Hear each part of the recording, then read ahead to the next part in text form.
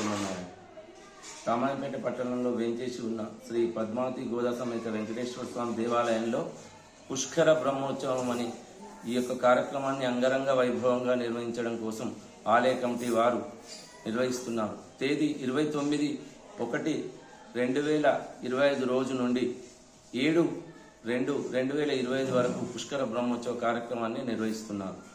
దానిలో భాగంగా ప్రతిరోజు ఆస్థాన సేవా కార్యక్రమం సాయంత్రం 7 గంటలకు దేవాలయంలో తిరువీధుల్లో స్వామివారి ఆస్థాన సేవా కార్యక్రమం జరుగుతుంది.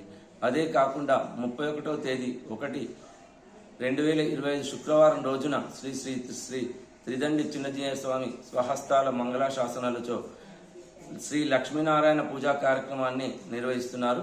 వారు ఉదయం 10 గంటలకు ఈ కార్యక్రమాన్ని నిర్వహిస్తారు.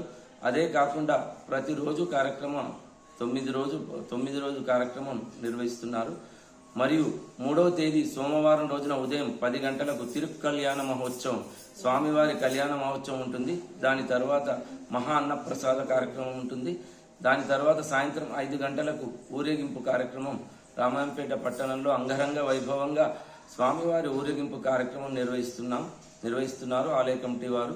అదే కాకుండా మరియు సహస్ర శతఘటాభిషేకం 5వ తేదీ రోజున సహస్ర శతఘటాభిషేకం ఉదయం 10 గంటలకు స్టార్ట్ అవుతుంది.